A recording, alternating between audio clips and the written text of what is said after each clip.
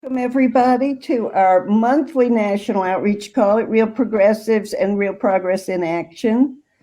I'm Virginia Kotz. I'm the co-editor-in-chief at Real Progressives with Jabari Morris. I'm also on the team which puts together our amazing weekly podcast of Macro and Cheese. And tonight's guest, Margaret Kimberley, was actually on an episode about a month ago. Margaret Kimberley is co-founder, editor, and senior columnist of Black Agenda Report. A lot of us at Real Progressives have been reading her book, Prejudential, Black America and the Presidents. It came out early this year. I have to tell you, it is disturbingly important. So I hope everyone will order it, read it, and keep it as a reference source.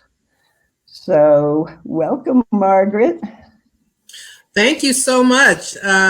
Thank you, Virginia. It's been great. I want to say working with you all and the team. What a team you all have. Yes, Yes, as you said, I was on Macro and Cheese with Macro and Cheese. Cheese with Steve, which I enjoyed very much. So I was very grateful for this opportunity to be with you guys and with others as well. The election is less than 2 weeks away, and I was given the option of talking about whatever I wanted, but coming at the end of October, obviously it's hard not to talk about this election season, which is very fraught this year. I think that's an understatement, with Donald Trump having won the presidency through the Electoral College. I think it's important to always say that. We have a system which lets the loser win. We were assured he was not going to win. Apparently Hillary Clinton believed that because she didn't campaign as hard as she ought to have, but that's another story. So I think for the past 4 years, we've been living through this drama and this trauma of having this unexpected result, having a president who, in my lifetime, I'm 60 years old, and I cannot recall a president who divided the country as much as Donald Trump has. And people love him or hate him. And this divide in the country has worsened what is a system that we should not be proud of, a system that needs to change. One of the things that's so unfortunate to me about Trump being president is that there are many things that are wrong with our country, with our politics, with our electoral system, that are all blamed on him.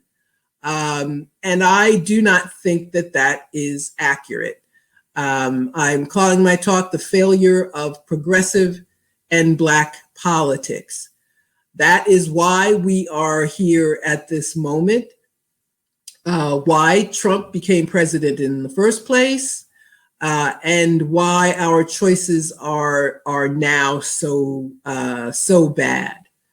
So I am going to start my presentation. I have some slides here that I think will help me to illuminate what it is I am talking about here. So I think you will start to see the slides. And so this is my book. As Virginia was telling you, my book, Prejudential, Black America and the Presidents, was published earlier this year.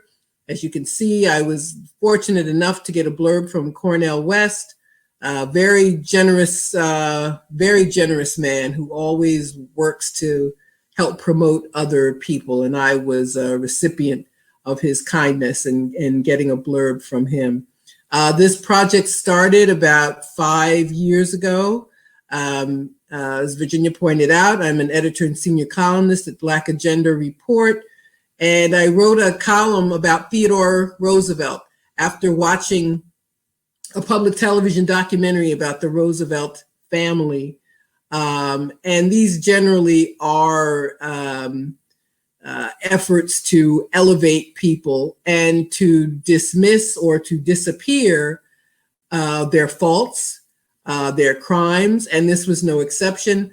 I wrote a column in Black Agenda Report about Theodore Roosevelt, about how he was a racist and imperialist, a terrible man in any number of ways, and a friend and supporter of Black Agenda Report suggested that I write a book about all of the presidents. There are 45 chapters, one for each president, detailing their relationship with and treatment of Black people. Let's see if I can describe the book in a minute. Basically, the book explains that anti-Black racism is foundational to the country, to the presidency. 10 of the first 12 presidents were slaveholders. That is a legacy that cannot be lived down, wished away. We go into the Civil War, which the Civil War did end slavery, but Lincoln was not the great liberator. That's one of the reasons you should read my book. I made a concerted effort to reveal things about the presidents that we are not taught.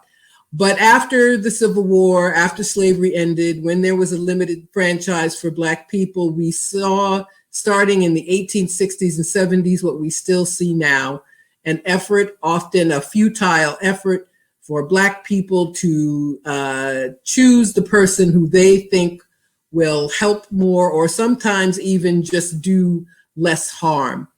And in this country, we have a duopoly, and there is a de facto white person's party and Black person's party. The Democrats were the party of the segregated South until the 1960s. The reaction to the civil rights movement was to turn the Republicans into the white people's party and the Democrats into what is viewed as a Black people's party. And ever since that time, Black people have tried vainly to have, thinking that our only impact on the system is to try to get the least damaging person, a Democrat always, although that doesn't always work out, into the White House. And that is where we are now, 2 weeks before Election Day. Donald Trump, while not unique in being a racist, is among modern presidents unique about being overt, although Joe Biden is a problematic person too. But he is being held up as some sort of savior when he should not be. So here we are with Joe Biden, the Democratic Party nominee, the man we're told is most electable. And this is a problem, a good way to get Black people and progressives to back someone who they really don't want is just to tell them that a particular individual is more electable, is more likely to win. People are vote shamed, browbeaten, propagandized into supporting people who do not represent their interests, who do not talk about the policies they want to put forth.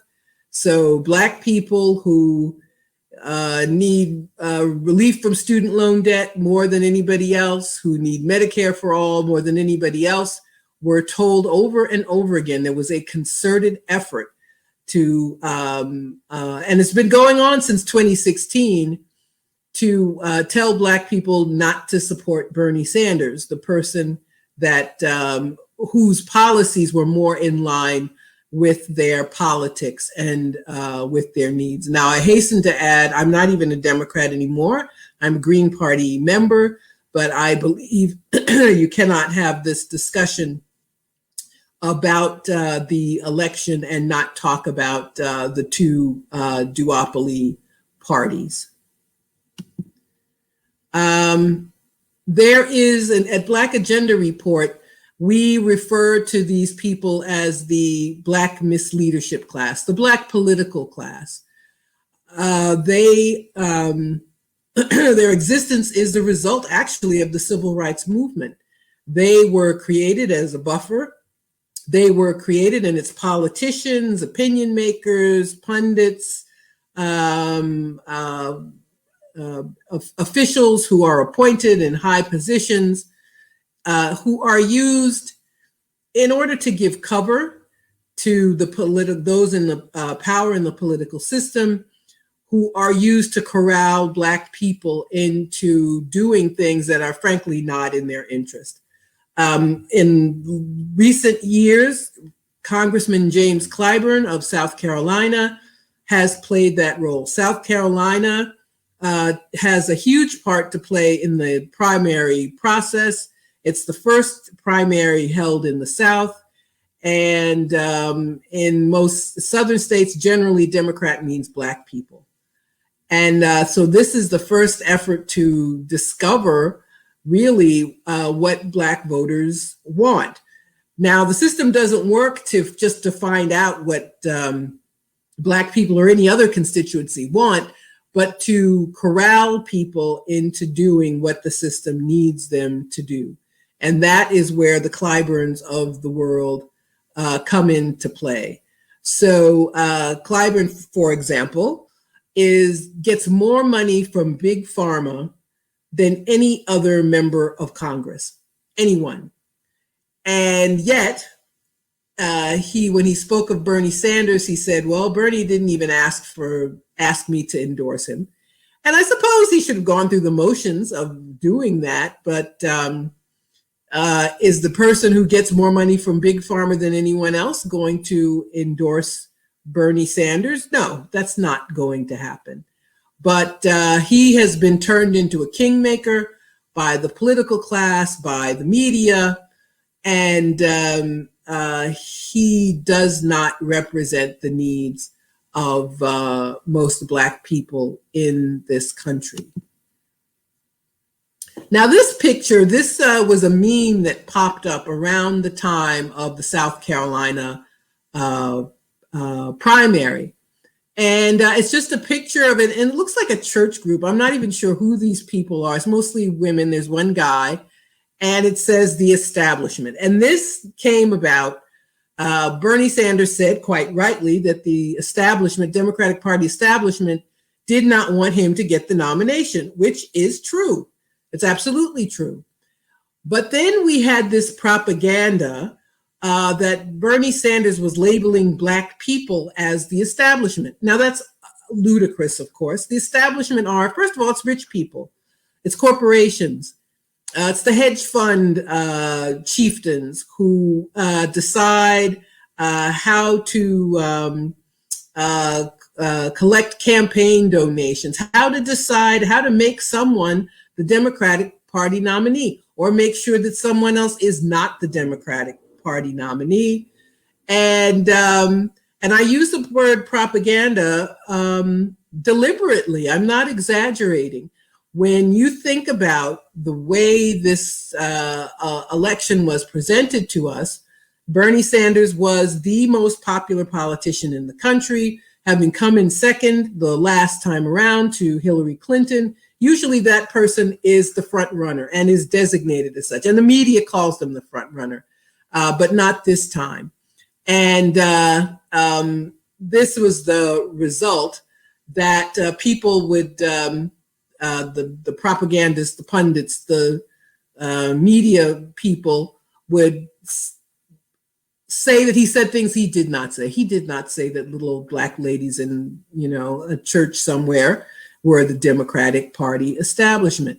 Now I'm going to show my friend Ajamu Baraka, who he posted this publicly on Facebook, so I'm going to quote him. And he mentions how the cynicism of these people, the Black misleaders, and their operatives used this photo. This is an example of what they have done. And this is how we end up with someone like Joe Biden. And we're told that he is our only choice against Trump. I actually think that choosing someone like Biden actually gives Trump a better chance of winning again. And when I say winning, we should always point out the vote theft, the voter suppression, the electronic voting machines that cannot be trusted. All of these things put Trump over the top in the Electoral College. So whenever I say that Trump won, it's with air quotes. So there's our friend Clyburn on the right with Nancy Pelosi and House Speaker and Chuck Schumer, the New York Senator and leader of Democrats in the minority. And they're all wearing kente cloth. And the word performative has come into use in the last months in the wake of a man named George Floyd being killed by police in Minneapolis. And there has been true righteous indignation, but there has also been cynicism. There's also been things that are performative, as I've said, and they put on a performance here wearing kente cloth in Congress along with their scarves. So what did they do? They all took a knee. I thought it was the most ridiculous and insulting thing. Actually, it was kind of funny because Nancy Pelosi had trouble getting up. I should have included a photo of her needing help getting up from the floor. I think it that expressed the nonsensical nature of this. Who started taking a knee? Colin Kaepernick, the former football player who gained fame by refusing to stand for the national anthem when he was still in the NFL and choosing to take a knee. So first, he just sat down, and someone pointed out to him, actually, it was someone in the military who pointed out to him that it was more respectful to take a knee than just to sit. So even though Barack Obama made some snide remark about him dishonoring military families, which was just ludicrous, he chose to take a knee. But that act has become symbolic of people all over the world protesting not just George Floyd's killing, but the scourge of police violence that kills 1,000 people every year. Every day, on average, 3 people in this country are killed by the police.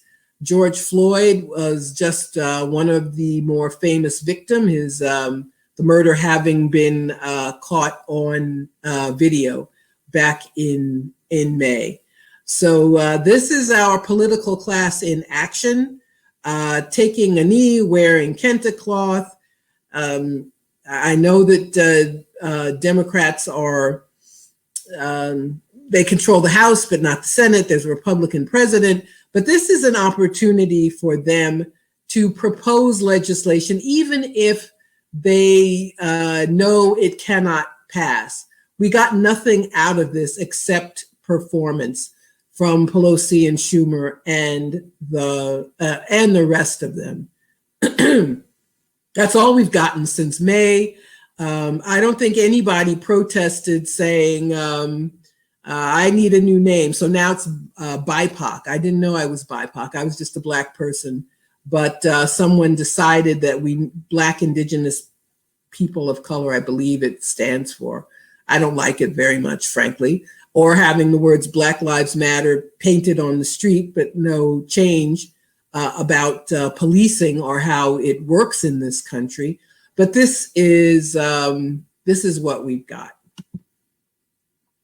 And so we end up with Joe Biden, a man whose history is problematic. Joe Biden was always one of the more conservative Democrats in the Senate. He, just want to stay with Biden-Harris. There you go. He was one of the people who led the effort in the 70s. Those of you who are my age or around my age will remember the hot issue of the time was school busing to achieve integration. And Biden was the point person in opposition to busing. And so he would say things like, and he actually said this, "I don't want my kids growing up in a racial jungle." He was always very partial to Republicans, always very cozy with them. He wrote the crime bill I wrote the damn bill, as he said. He's trying to walk it back now in the thick of the campaign. But basically, the crime bill of the 90s, of the Bill Clinton era, was responsible for sending many more people to prison. And that always negatively impacts Black people. So he gave this horrible speech talking about kids with no morals and single parent households. I mean, talk about racist dog whistles. It was truly awful. But ironically, the first Black president, the man he condescendingly described as clean, I can't remember what it was he said about clean and articulate, he said about Obama. But the fact that he was from the right wing of the Democratic Party is what made him the ideal candidate for Obama, who was perceived as being liberal, although he wasn't. Kamala Harris, senator from California, like Biden, she was a prosecutor and made a name for herself by sending a lot of people to jail. She supported, for example, there was legislation which allowed parents to be locked up if their kids were truants. Now, nobody's in favor of truancy, but for her to have supported legislation and policies like that are things that are antithetical to Black people and to progressive people. She, as a prosecutor, they all do. Prosecutors make a name for themselves by putting people in jail, by fighting against, for example, there were people whose innocence, their guilt was in doubt. Her office made it more difficult for those people to be freed. There's a video of her making fun of people who say we need schools instead of jails. But all these things made her more attractive as a candidate, and she was chosen as Biden's running mate. I remember after, and Biden had said he was going to choose a woman running mate. I don't think he should have put himself in that bind, but he did. And some people said it should be a woman of color. I didn't really care. I'm not, as I said, not a Democrat anymore. But this was a headline from the Wall Street Journal, and there were similar headlines after she was chosen. As Kamala Harris joins Biden's ticket, Wall Street sighs in relief. So any talk of her nomination as the Democrats' vice presidential candidate has to take into account she was chosen because the Democratic Party establishment, Wall Street, big tech, wanted her. It's not about what the people want. We have two people who are as unprogressive as you can imagine representing the Democratic Party, and we are all being told that they are the only thing standing between us and the doom of a second Trump term in office. And then, of course, they pull out all the stops. I mentioned that browbeating and vote shaming. And this is Michelle Obama, God bless her. And she starred in this video. It's just a propaganda piece, in my humble opinion, as to why people should vote for the Democrats, why you can't stay home, why you can't vote for a protest candidate. I guess that means people like me. And you have to vote for Joe Biden, and Black people fought and died for your right to vote. And the only way to honor them is to vote for horrible people like Joe Biden and Kamala Harris. I think it's funny that they think that bringing out Michelle Obama is somehow going to bring victory. She was the very often spoke in 2016 in favor of Hillary Clinton, and it didn't, bring those people out in the swing states, and it didn't keep Trump supporters at home. But anyway, nothing like the Democrats going back to a losing strategy. So we've gone through several months of this odd campaign where the two parties had virtual conventions because of COVID-19. The president himself having presided over this debacle in the United States with more than 200,000 people dying. And I think it's pretty obvious that Trump made things worse. I'm not sure how much better the response would have been without Trump, though. We have a for-profit healthcare system. We have essential workers, that is to say, lowest paid people suffering the most. And who does that mean? It means Black and brown people. Trump being Trump, taking over the COVID response so that all of the deficiencies in this country were made worse. You know, he talks about China. It's all China's fault. China let the virus escape. China has 5,000, fewer than 5,000, I'm rounding up, deaths from COVID, while the United States now has more than 200,000. And a few weeks ago, we were told that Trump had tested positive himself. It was all very Trumpian. It was announced in one of his tweets. He said he was going to rest at the White House. By the end of that day, he was going to Walter Reed Hospital. He stayed there a couple of days, had a little parade, left his hospital bed to have a little parade for his supporters, and then came home and in a very dramatic moment, stood on a balcony, took off his mask. Everybody said he looked like Mussolini. And now he looks fine to me. He looks the same. But then last week, this story breaks about Joe Biden's son, Hunter Biden, a problematic person. Basically, Hunter Biden, who struggled with the drug addiction, he didn't struggle much in life because he's Joe Biden's son.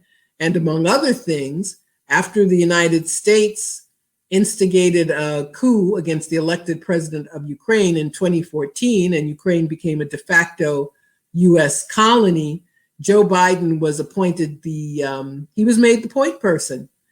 And his son was offered the seat on a board of a Ukrainian gas company. He was paid $50,000 a month.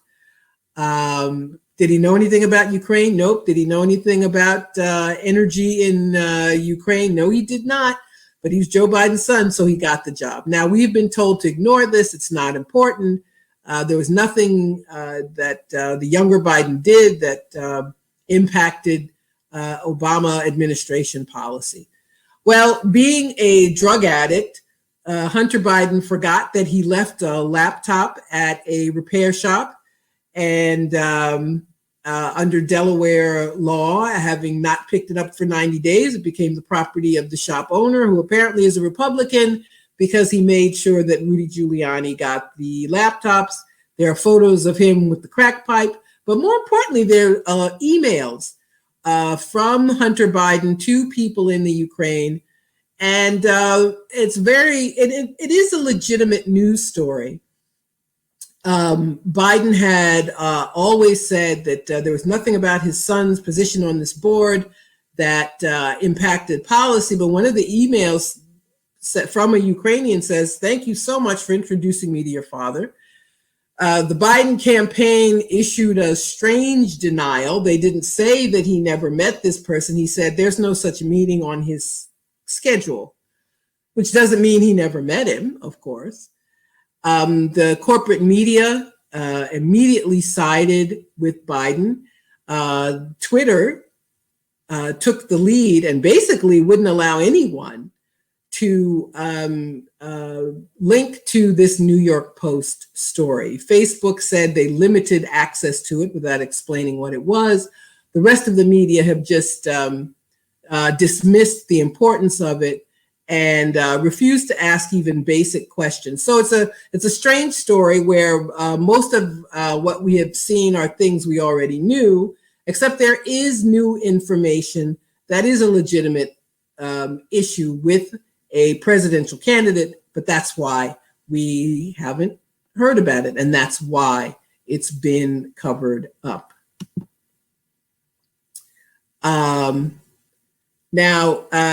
This is interesting. Another thing that they have done, in addition to having Twitter and Facebook cover up, all of the grand potentates of the U.S. surveillance state got together and wrote an open letter about this little drama and managed to bring Russia into it. I don't know if they're claiming that Vladimir Putin runs a computer repair shop in Delaware or not. But at any rate, these are the highlighted parts of this open letter. This has all the classic earmarks of a Russian information operation. They go on to say we don't have evidence of Russian involvement, just that our experience makes us deeply suspicious. This is something that has been peddled to us ever since Trump won. The charge of Russian involvement, and everything they've brought before us has come up empty. The Mueller investigation, after all that fanfare, concluded with no proof of collusion, and the only indictments involving process crimes, where people like Mike Flynn were, I believe, set up in perjury traps, and that was it. And the Democrats weren't satisfied, and instead of leaving it alone, they even had Mueller testify last summer when he said he didn't want to all along. It was a disaster. The only thing that saved him was Trump's stupidity in the phone call with the Ukrainian president, where he was assisted by Rudy Giuliani, who he should not listen to, and said he was going to withhold these weapons from Ukraine unless they provided some evidence of something that nobody other than Rudy Giuliani thinks exists. So here we are, we're back with Russia. So this last slide I have, I think encapsulates many of the things that are wrong with this campaign. This is a graphic showing ICE removals, deportations from the United States. And I saw this just yesterday and decided to add it. Obama, I knew, had deported more people than his predecessors had, but I didn't know the numbers were so large. In his first term in office, every year, 389,000, 392,000, 396,000, 409, kept going up and up and up till it was a little over 400,000 people deported from the United States, as opposed to Trump. And this year, Trump has less than half the same number of deportations, despite his famous phrase, "I'm going to build a wall and make Mexico pay for it." The fact that he shut down the government to make sure that the border wall was paid for, despite the separation of families. That's the worst thing Trump has done. Separated little children from their parents. There's a story today that more than 500 kids are still in the U.S. and their parents aren't accounted for. Their parents were deported without being able to bring their children back to their home countries with them. But this, I think, sums up so much that is wrong with politics, that we are told that Trump is so much worse in every way. And I don't want to be a Trump defender at all. But when you see information like this, when you see the reality of what the Democrats do, when you take into account that the Obama administration destroyed Libya, tried to destroy Syria, overthrew the president of Ukraine, the drone strikes, the kill list, all of these things, the charging of journalists with the Espionage Act, all of these things were terrible. The bailout of the banks, the bailouts of the already wealthy, all of these things were awful, but they are not mentioned now because Donald Trump is in office. And this is a supreme failure of progressives that for the second time, for all his faults that I note with Bernie Sanders, the most progressive person among the Democrats running had the nomination stolen from him twice. And we have Joe Biden struggling to get anybody to vote for him who really wants to vote for him. He's seen as the person who's going to get rid of Trump. Hold your nose and vote. You don't have any choice. That's the vote he is going to get. And ironically, once again, the issues that would make him a winner have been declared off limits, have been taken off the agenda. Medicare for all, relief of student loan debts, raising the minimum wage, any one of those issues, I believe would make Biden definitely a winner. I am skeptical about polls showing him way ahead, showing him winning in a landslide. He can win. I don't think it would be a landslide, though. Completely negating what we experienced 4 years ago when the polls were wrong. What are the polls in the swing states, Michigan, Wisconsin, Pennsylvania? What do those polls show us? And do they tell us who's going to show up and who's going to stay home? And the reason I showed the Michelle Obama photo, this begging people, you have to come out, and the fact that she has made comments about our people not coming out, and that's why Trump won, people don't have to vote. And I, for one, don't believe in vote shaming people, telling people they have to vote when the candidates don't provide them with a choice, especially this year when people are in such dire need with COVID-19, creating millions of newly unemployed people and the system responding with a meager $1,200, and there was extra unemployment, $600, but that ended a couple of months ago. And there is no agreement now, and it's not clear that there will be a new stimulus bill before Election Day. But progressives are being herded into supporting this system, which actually has a goal of keeping people oppressed, a goal of continuing governmental austerity, of continuing people living a precarious existence with no help at all from the government, and with big business deciding whether they work, how much, or rather how little they get paid. This is where we are now. Trump should lose in a landslide, but it isn't clear that's going to happen. You may have noticed Trump's rallies are packed. They're full. Biden doesn't even have rallies. They claim it's because of COVID and he's trying to be responsible. I think it's because they know he cannot draw a crowd, quite frankly. That's my opinion. So anyway, I've talked enough, and thank you all very much. I hope that made sense to everybody, and I look forward to answering your questions. Okay, so thank you so much, Margaret. We're about to start the Q&A. I want to make a couple of announcements.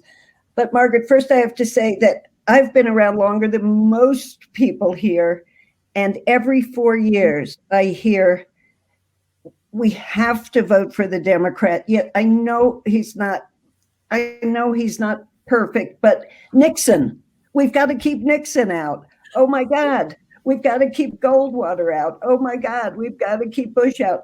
We're going to lose a woman's right to choose. We're going to lose the ERA. Every 4 years, there's a worse threat. Mm-hmm. That we have to. Yes, I know we don't want Biden, but we have to. Mm-hmm. So it's just really interesting. So I wanted to say, John, would you put up the pop-up for the book again, please? And I just wanted to remind people to Yeah, there it is. He said to order the book. Like I said, we all really liked it, love it. Jules said that she said she kept waiting to read about some good presidents, and they never came. Just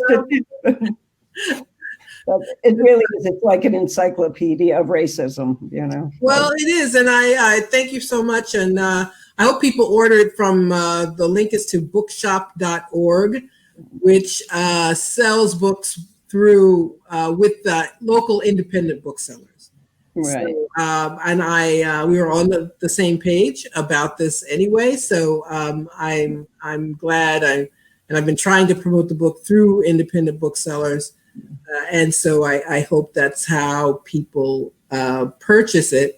But yeah, it's, I think it's important to change the narrative. And that's one of the things that has been debated this year, taking down monuments and so forth.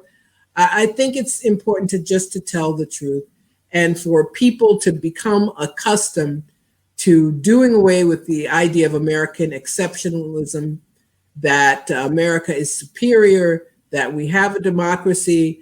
I don't think we do anymore. It was always rather limited.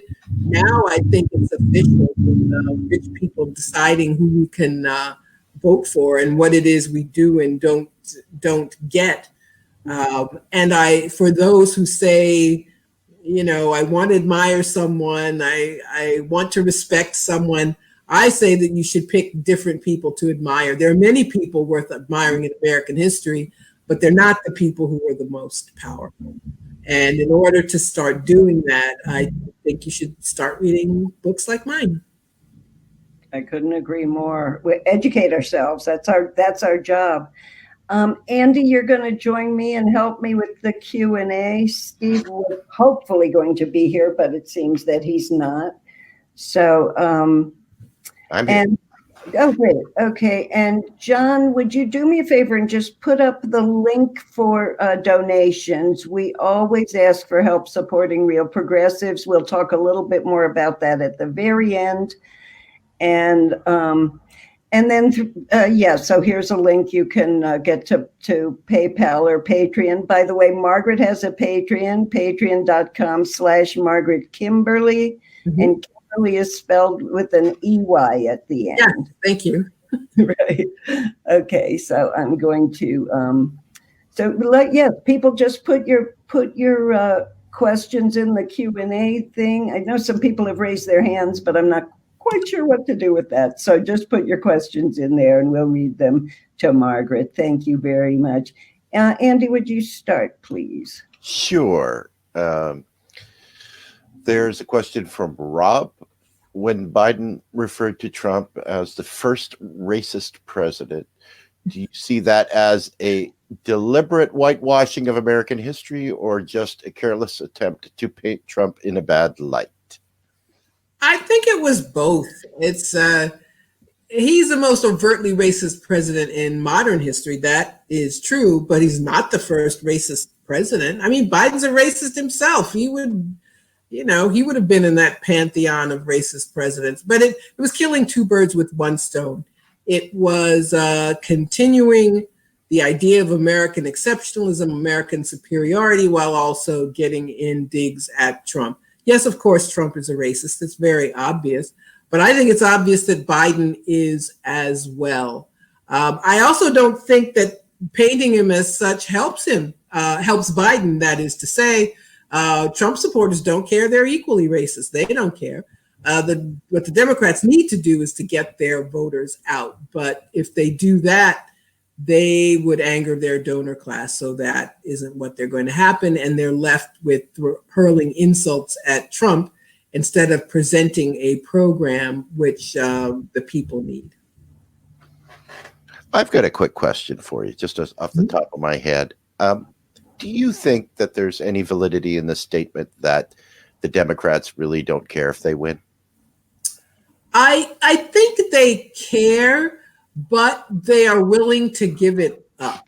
They are hoping they can get away with doing what they couldn't get away with in 2016, that they can thread this needle well enough of not offering those things which would guarantee them victory and yet somehow win.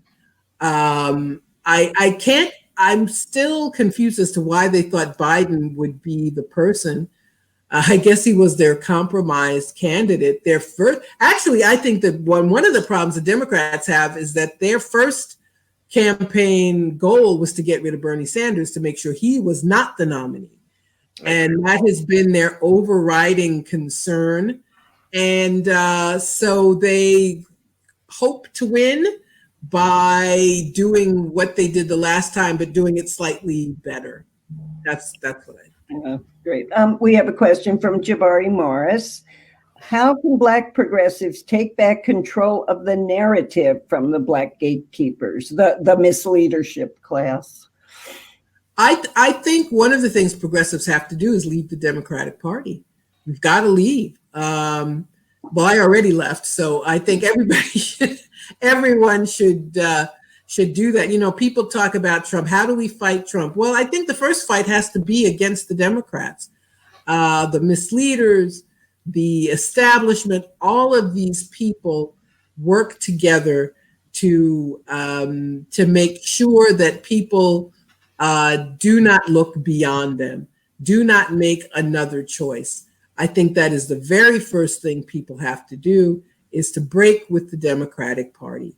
That will resolve, I believe it will resolve a lot of issues. You can't reform them. They don't want to reform. You can't move them left. They've already told you that's not going to happen. What does Biden do? Brag about how many Republicans, Cindy McCain endorsed him, or this or that Republican endorsed him, or these Republicans are being considered for cabinet positions.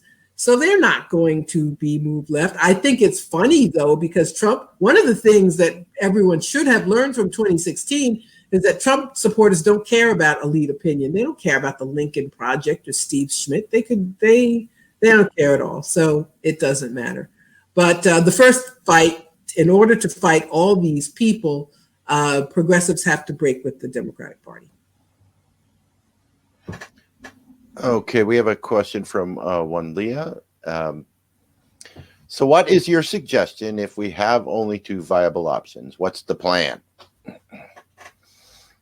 Well, two viable options. What's viable about more neoliberalism, more imperialism? There's going to be a struggle no matter who wins. And the first thing we have to say is that the Biden and the Democrats are not an option. One of the things I fear is that if Biden wins, there will be a collective sigh of relief. Americans are encouraged to vote but not to do anything else. And we are told that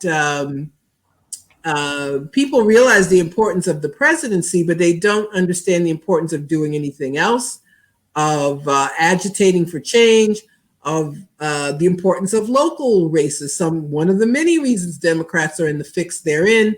They put all their eggs and all their money in the basket of presidential races and have allowed state legislatures to be taken over by the Republicans. So I think people need to stop being afraid, stop thinking that they have to vote for these awful people, and break with the Democrats. They are not an option. They're not an option. Okay, we have a question from Christina. I know you support Assange. Is WikiLeaks still active? If yes, how are they impacted? What can be done to support and even strengthen real journalism in this country? It's a good question. Yes, WikiLeaks still exists. They're on Twitter. They have a website. Anybody who wants to leak anything, they're the people to leak to. I am a supporter of Assange. I am a contributor to the book In Defense of Julian Assange. Assange's trial in London is, we always talk about show trials if it's another country. If it was the old Soviet Union, it was a show trial. Julian Assange has been charged with the Espionage Act, with A 17 count indictment. Each one can take 10 years. It's like it could be 170 years in jail. It's all a lie. He was leaked material from, and by the way, I just want to remind people, the charges against him have nothing to do with the 2016 campaign. This is about the videos and other information that Chelsea Manning linked to Assange some years earlier, actually when Obama was president, that these came to light. That's what he has been indicted for. So the U.S. is arguing, and for anybody who has issues with Assange, the U.S. is arguing that it has the right to snatch up anyone, anywhere in the world who reveals information that the U.S. government does not want to be revealed, charge them with the Espionage Act, and put them away in prison for life. So anyone who cares about journalism should be an Assange supporter. Supporting good journalism is difficult because the field is so bad now. You know, the internet has put the traditional newspaper out of business. We're left with these, oligarchic organizations, Twitter, and I use Twitter to get information, but it's no substitute for having independent media. And we can blame Bill Clinton for this, his media consolidation. There used to be hundreds of media radio stations, TV stations. There were rules that no one could own a newspaper and a TV station in the same city. A good rule. They got rid of it. So you couldn't have Fox News. You couldn't have Rupert Murdoch owning Fox News and the New York Post. He would have to give up one or the other. So all of these things have made it very difficult to get good reporting. I can make some suggestions. blackagendareport.com, fair.org, fairness and accuracy in reporting. They're good. The Gray Zone Report is good. You really have to, and it's unfortunate if you depend on the New York Times and the Washington Post and NPR, you don't know anything that you really should know.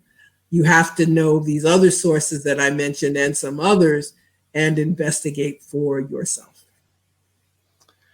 I would agree with that. And I would also say that I think it's important that we try to blame Bill Clinton for as much as we possibly can. Yes, absolutely.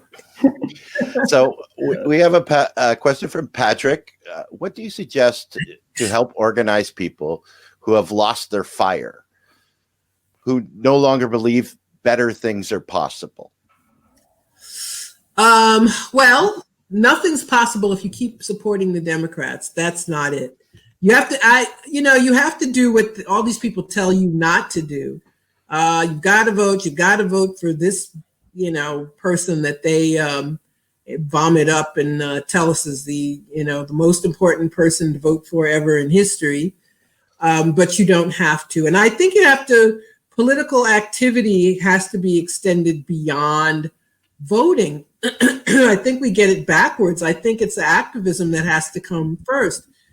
People talk a lot about the civil rights movement of the 60s, but we shouldn't fetishize it. We should talk about what people really did. They worked together en masse for years, making coherent demands of politicians who they knew did not want to meet their demands. They weren't trying to get along with politicians. They knew that they were their adversaries and they acted as such, and they got results. So much so, Virginia was told, she just mentioned that we were told, we got to keep Nixon out. The Democrats of today are further to the right than Nixon. Mm-hmm. I was thinking about the old CETA program, CETA. It was a federal jobs program. It lasted for a number of years, and it started when Nixon, a Republican, was president. And it was the result of the liberation movement. So I would think that people have to involve themselves in grassroots organizing. It could be mutual aid. It could be any number of things. But the one thing that cannot happen is to be a supporter of the Democratic Party. That is where someone said, I wish I could remember who, I could give them credit, that's where movements go to die. Absolutely. No, they've never done anything because you asked them to do. No. Politicians don't do that. You're absolutely right. There was a question from Christina saying, how do you see the movement emboldening the Black community to take the lead as they did during Reconstruction after the Civil War? But I want to add to it, is it the responsibility of the Black community to take the lead? Who should be taking the lead? Well, What are white progressives supposed to be doing? Well, we should be working together, but I do think it's, Black people have always been in the forefront whenever there was positive change. But there's the existence of this comprador class, this Black political class has really done a lot of damage, and people don't see their own power and instead go along with these folks who are out for themselves, who are self-interested. They get positions, they get high salaries, they get all kinds of goodies, and they are presented to us as the face of Black activism when they are anything, but. So I want Black people to step forward, but we also have to be very careful. One of the things that was disturbing to me this year in the wake of George Floyd's killing and the protests that emerged, Black people were being told not to trust white people in the movement. We've been so thoroughly de-radicalized, people are so confused, so that, for example, in Minneapolis, it was a young white man who set fire to a police station. And Black people were immediately said, you see, it was a white person, it wasn't us. But that guy got those cops arrested. They were doing everything in their power not to arrest the police who killed George Floyd. And I believe, it's a touchy thing. I don't want, by taking acts like that, you make yourself a target. And people do years in prison for doing things like that. But to say that white people were more radical than Black people was not the right thing. Right. It should have been people working together to be radical together. And I think a moment was lost in that sense. Mm-hmm. And we don't see enough of it. No. There have been periods where there was a bridge between the white movement and the Black movement, and then it sort of fritters away. And lately, it feels like there's the opportunity for it to come back. Yeah, there is, but that was destroyed. Lest we forget, that was all intentional. The old COINTEL program, when left movements were destroyed by the state. So let's remember why they came apart. I was there.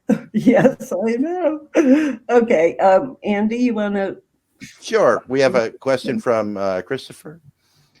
Have you been following the latest election in Bolivia, where the MAS party won landslide victory after last year's violent U.S.-backed coup? Mm-hmm. What lessons can we as progressives learn from Bolivia's movement to build popular progressive power here? Well, the people never gave up. There was one of the reasons they had to go through with this election, because the coup makers, there's no good English word for golpista, is there? Coup makers, coupists. First of all, coup is not even an English word, is it? Anyway, the people who overthrew Evo Morales, the democratically elected president, did not want to have an election, but there was a general strike there over the summer. The people never gave up. It was the kind of mass action that is needed all over, especially in this country where people are so convinced through propaganda and indoctrination that the one thing they should do is the thing that they refuse to do, and that is to act en masse with other people. So we need a general strike here.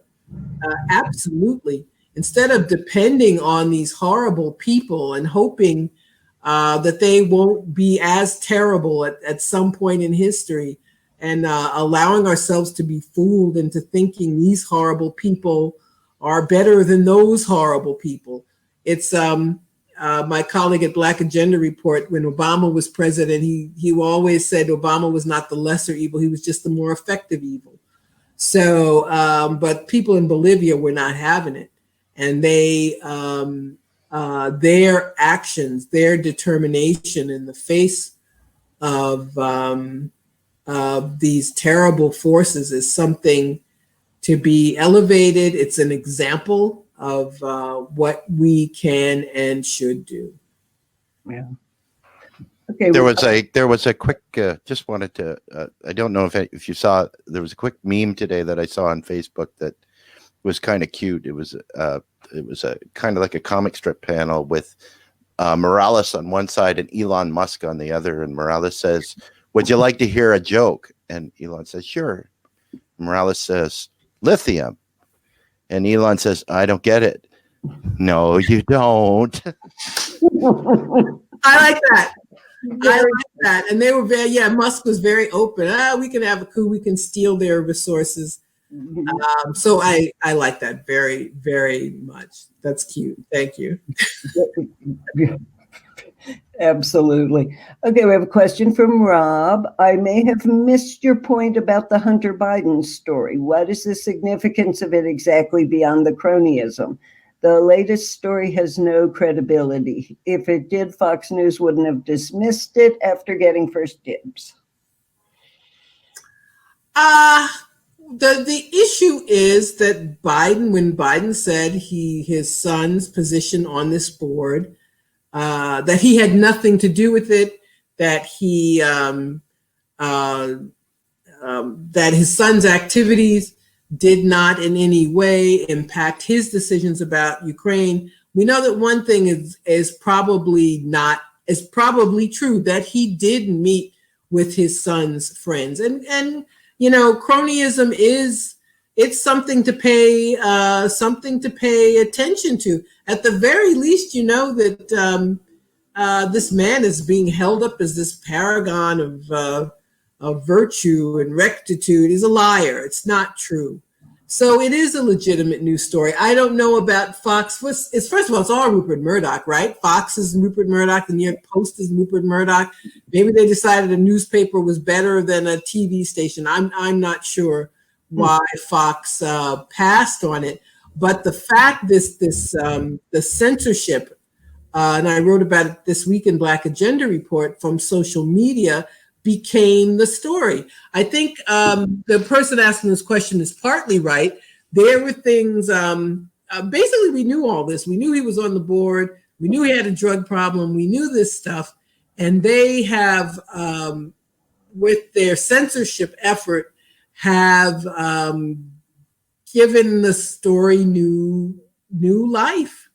So I think it's a legitimate thing to ask, and I'm sorry for us to talk about. And I also want to say this: the Bidens have not said that the emails are fake. They have not. They have not said these are made up or I didn't write these. So that means they are real. Those really were emails from Hunter Biden. How much truth is in them is open to question. But they have not tried to deny the authenticity of the emails, and that means they are authentic. The other thing is, imagine if you replace Hunter Biden with Eric Trump. You'd never get the end of it. The people would forget that there's an election coming up. Mm-hmm. Yeah, absolutely. Okay, so we have a question from Diane, and the question is, do you see that voting for Trump to keep the Dems out of the White House is a valid strategic plan to lead to a more progressive future? No, I don't think you do anything to encourage a progressive future by voting for Trump. I think that's a mistaken idea. We've got to work outside of this system. We have to get rid of this duopoly. That is the thing we have to do. You know, I want to say something else. We're always told that anybody who's not a Democrat or Republican is a spoiler. And to this day, we're being told the Green Party is to blame for Trump winning. I think we do live in a system that is hostile to third parties. My response to that is to get rid of one of the two. We've got to get rid of the Democrats, the supposedly progressive party, who are in fact in bed with the Republicans quite often. And I just want to say something else about this whole spoiler thing. You know, if everyone assumes that people who voted for the Stein-Baraka ticket would have voted for Democrats if the Greens didn't exist. We don't know that. Or voted at all. Yeah. I think there are people who, and I'm one of them, I am not going to vote for the war parties anymore, period. So they think of by taking the Greens off the ballot in Wisconsin and Pennsylvania, or wherever else they've managed to do it, that this means that leftists, people who really are leftists, have nowhere to go and will have to vote for Democrats. No, they don't. People can stay home. And how do you not talk about the millions of people who don't bother to vote at all? How do you not talk? Well, it's very simple, because you know why people don't vote, because the system does not meet their needs. And that is the spoiler. They spoil themselves. Mm-hmm. Mm-hmm. Absolutely.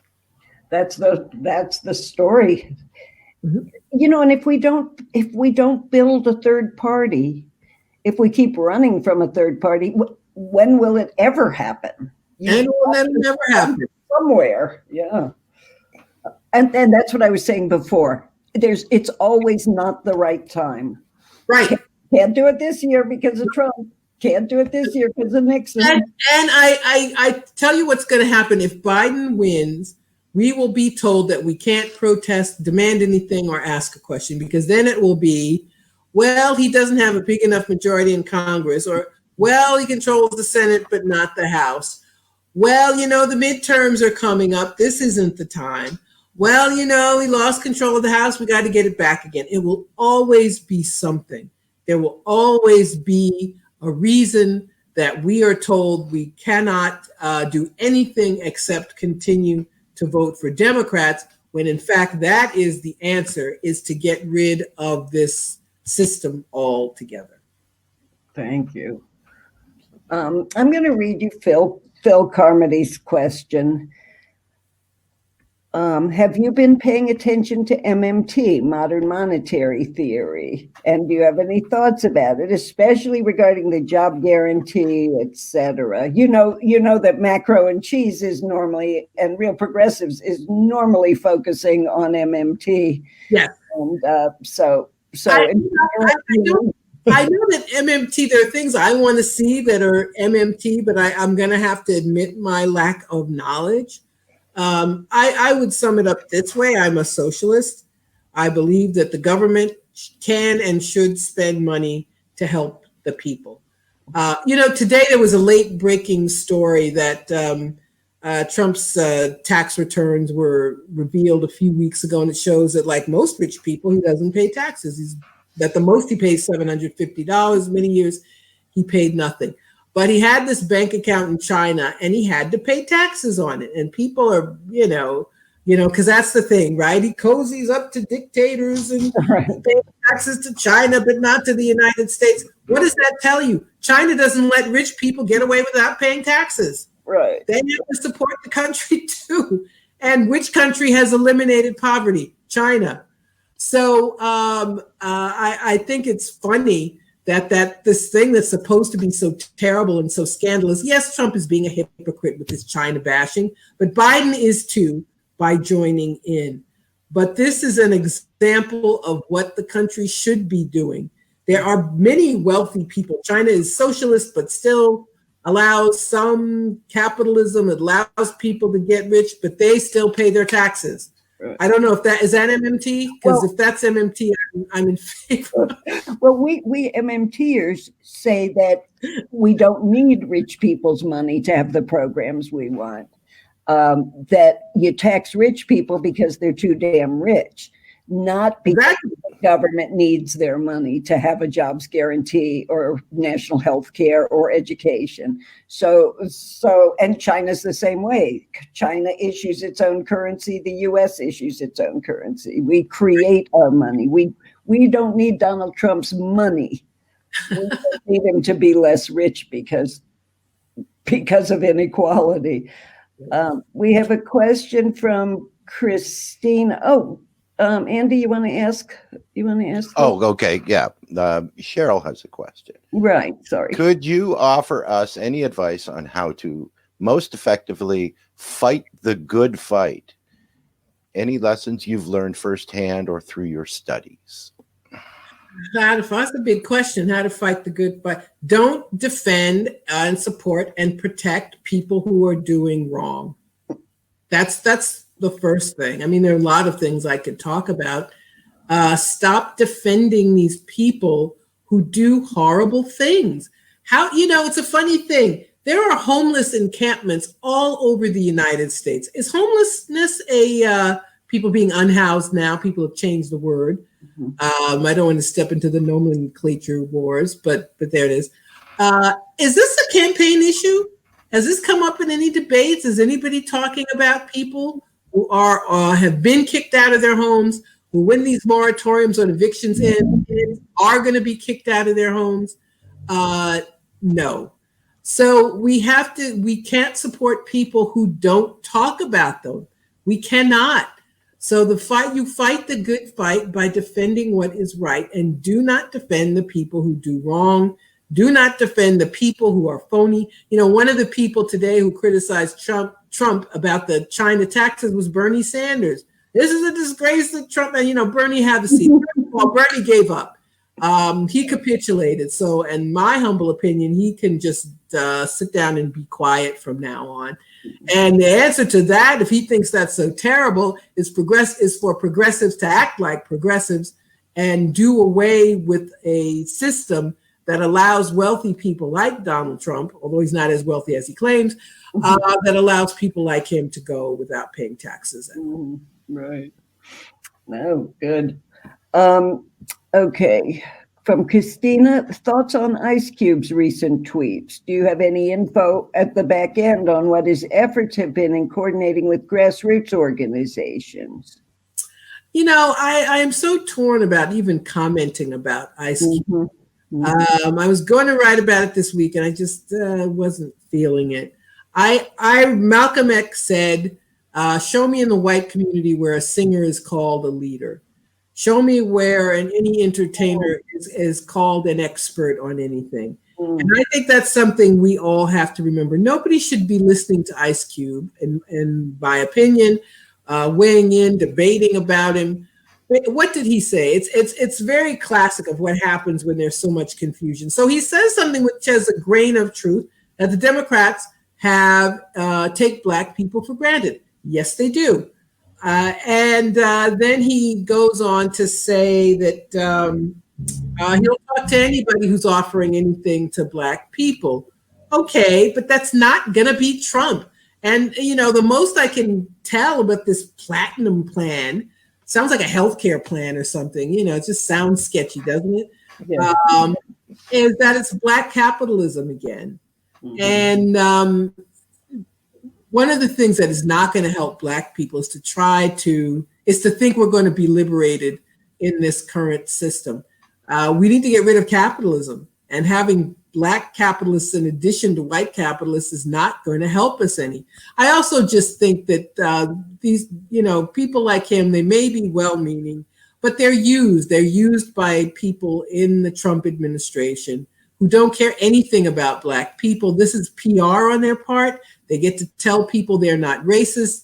They managed to get a handful of votes from those few Black people willing to vote for them. And it was very close the last time. So, a few thousand people here, a few thousand people there who don't vote or vote for a Republican, and then Trump is back in office. So I actually think that it's something we should not be discussing at all. Makes sense to me. Well, we got all excited about Ice Cube because he was reading The Deficit Myth, which is Stephanie Kelton's book. So, we have him Did here. he read it? Did he say have good analysis of it, or? I don't remember. Yes, he sounded like he understood. It sounded like he understood that deficits are BS. Yes, that they shouldn't be held up as an impediment to spending money on the people. Yeah, Absolutely. so Right. so he understood that at least. Yeah. But it's like a mishmash. That's a problem too. I can talk to Trump's people, but I can also talk about MMT. It's just a mess. People like him need to.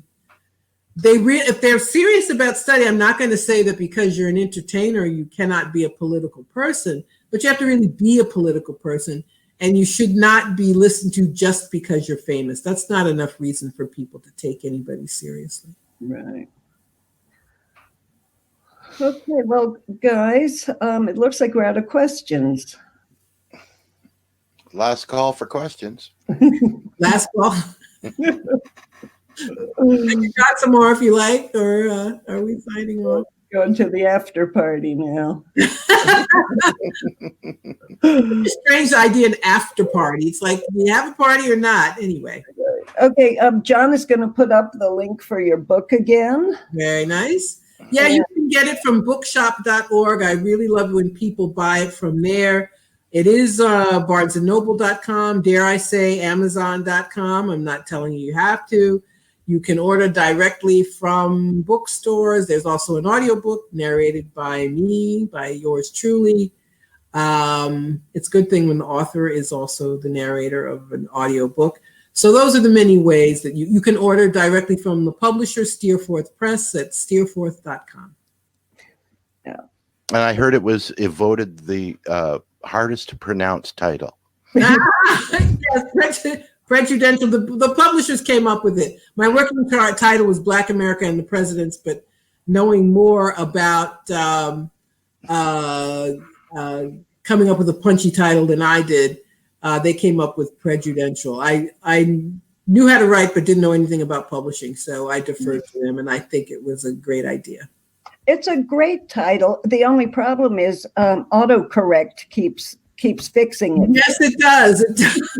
That is a problem. Yes, that's true. Yes, it took 3 days to get the font set up to print the front of the book. Probably. Okay, somebody asked, at what point in your life did you become a socialist? How left are you? How left am I? I don't know how left that is in the United States. It was, for most of my life, I was just a regular Democrat. I mean, it's embarrassing now to, admit that I voted for Bill Clinton. It's like, oh my God, how did I do that? I see him now, I get sick sometimes, seriously. Yeah. That's how much I dislike him. But when I started with the Black Agenda Report team, with Glenn Ford and the late Bruce Dixon, they taught me a lot. They were always true blue, or should I say true red. How is red the conservative? With red was also always the color of communists. But anyway, at any rate, and exposing myself to them and other people, and educating myself, and breaking free of the propaganda of the educational system we have and of the corporate media. That is what turned me into a socialist, and the experience of just observing what's going on in the country now and what's going on in the world now.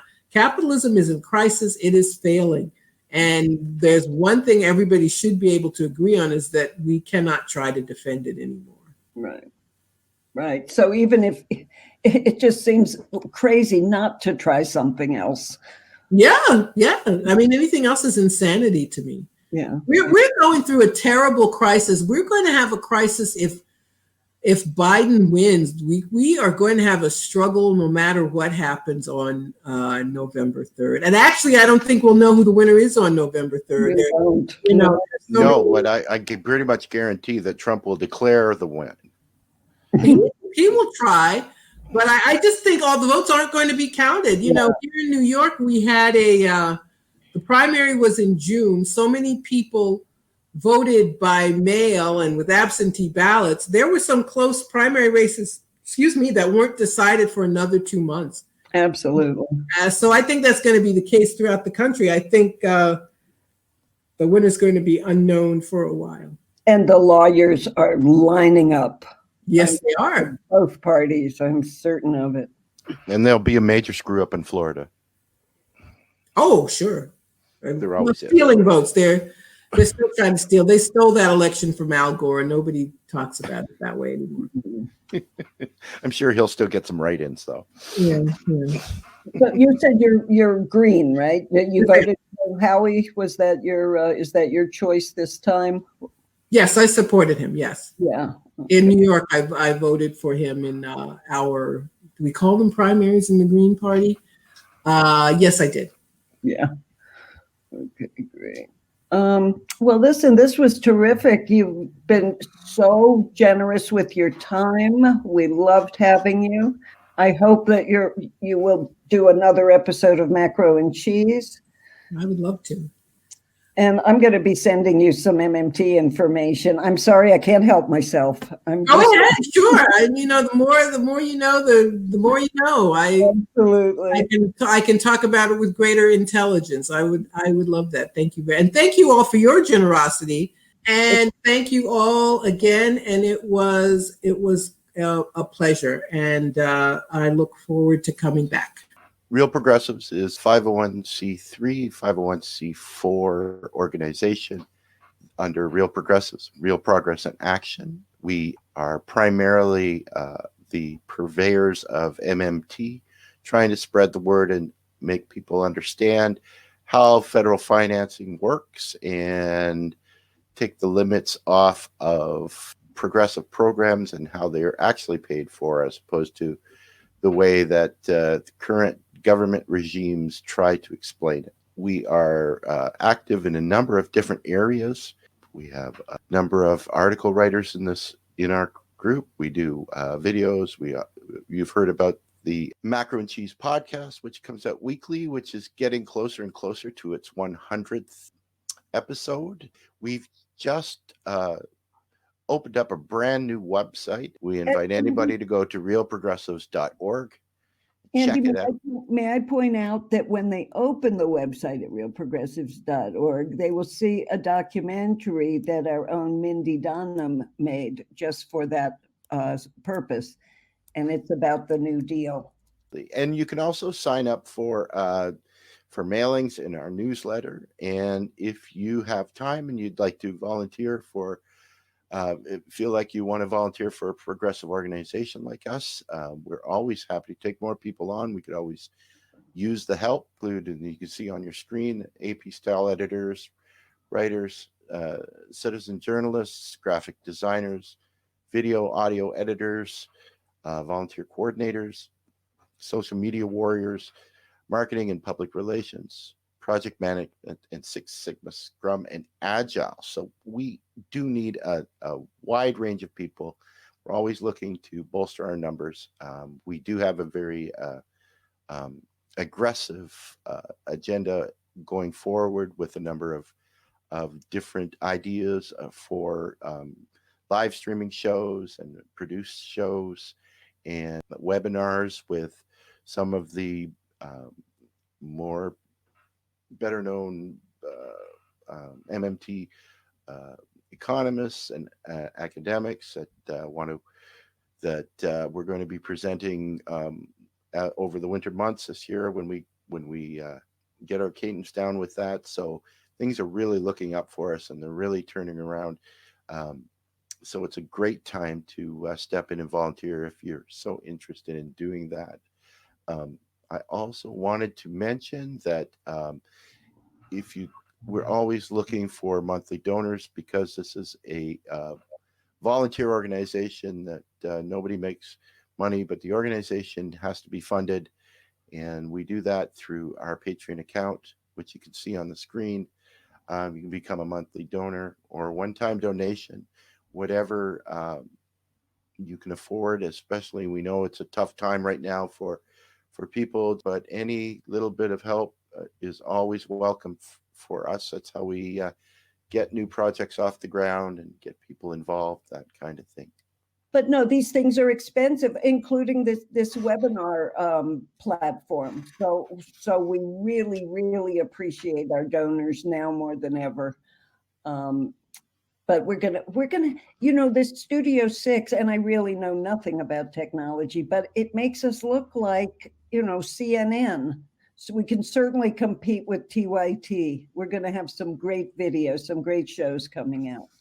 Right. And that's very important, right? Especially right now when people have, especially on the progressive end, have lost all faith in the mainstream media and just don't want to be part of that fiasco anymore. We have to, we just, want to do our part to strengthen the social media aspect of information and dissemination and do. By the way, Roseanne Rabiola Mila, who is our national outreach director, put a comment in the chat saying it's not all about money either. You can share our posts and videos to friends and groups.